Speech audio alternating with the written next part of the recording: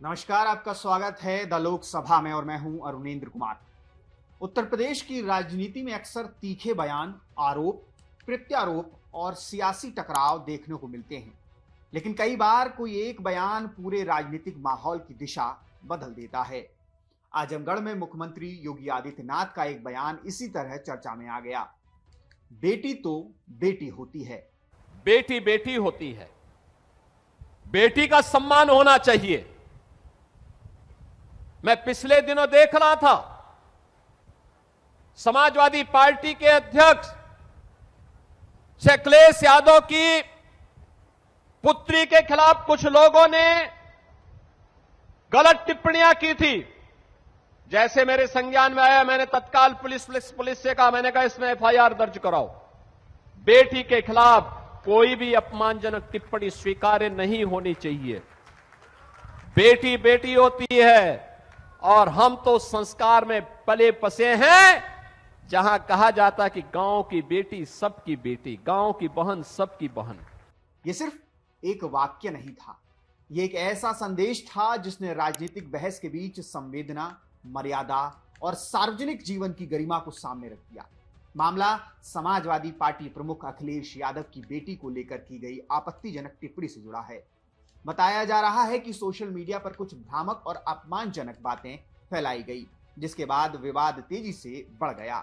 इस पर मुख्यमंत्री योगी आदित्यनाथ ने नाराजगी जताई और साफ कहा कि किसी की बेटी या बहन के खिलाफ अपमानजनक भाषा किसी भी हाल में स्वीकार्य नहीं है। उन्होंने तत्काल पुलिस को कार्रवाई के निर्देश दिए और एफआईआर दर्ज कराई गई। ये कदम केवल प्रशासनिक नहीं था, बल्कि एक राजनीतिक और नैतिक संदेश भी था। सीएम योगी ने इस मौके पर सिर्फ विरोध दर्ज नहीं कराया, बल्कि अखिलेश यादव को भी एक सीधी नसीहत दी। उन्होंने कहा कि अपने समर्थकों और कार्यकर्ताओं को भाषा की मर्यादा सिखाना भी एक नेता की जिम्मेदारी होती है। यानी संदेश साफ था, राजनीतिक मतभेद हो सकते हैं, लेकिन परिवार, बेटियों और महिलाओं पर टिप्पणी की कोई जगह नहीं होनी चाहिए। अखिलेश जी, दूसरों को उपदेश देते हो, अपने चेले चपाटों को भी थोड़ा उपदेश दे दो कि अपनी भाषा को संयम कर लें। दूसरों के प्रति टिप्पणी करने के पहले स्वयं भी सोचा करो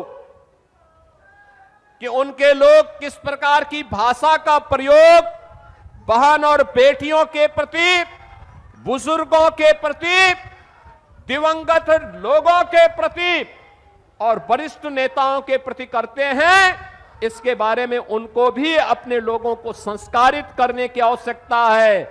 अच्छा होगा उनको समझाओ, और नहीं समझ सकते तो हमारे हवाले कर दो, हम उनको अच्छी तरह समझा देंगे। आपको बता दें कि रिपोर्ट्स के मुताबिक इस विवाद के बाद पुलिस और साइबर सेल ने जांच तेज कर दी। कुछ लोगों को खिलाफ केस दर्ज किया गया है और ऑनलाइन फैलाई गई आपत्तिजनक सामग्री पर कार्रवाई शुरू हुई है। ये घटना एक बार फिर दिखाती है कि सोशल मीडिया की एक पोस्ट कैसे राजनीतिक तापमान को अचानक बढ़ा सकती है। लेकिन इस पूरे घटनाक्रम में सबसे बड़ी बात रही एक ऐसी सियासी लाइन जो शायद बहुत लोगों को याद रहेगी, बेटी तो बेटी होती है। एक ऐसा वाक्य जो राजनीति के ऊपर उठकर मानवीय संवेदना की बात करता है, और शायद यही इस पूरे विवाद का सबसे महत्वपूर्ण संदेश भी है। राजनीति में बयान आते रहेंगे, विवाद भी होंगे, लेकिन जब बात किसी बेटी, बहन और परिवार की हो तो शब्दों की सीमाएं याद रखनी होंगी और रखनी चाहिए भी। चाहे वो किसी भी पार्टी का हो, चाहे वो इस दल का हो, चाहे वो दूसरे दल का हो, चाहे विपक्ष का हो, चाहे पक्ष का हो। जब बात आत्मसम्मान की हो, जब बात महिलाओं के सम्मान की हो, जब बात बेटियों के सम्मान की हो, तो हम सबको खुलकर ऐसी आपत्तिजनक जो सामग्री सोशल मीडिया पर बहन बेटियों के खिलाफ फैलाई जाती है तो उसका विरोध करना चाहिए।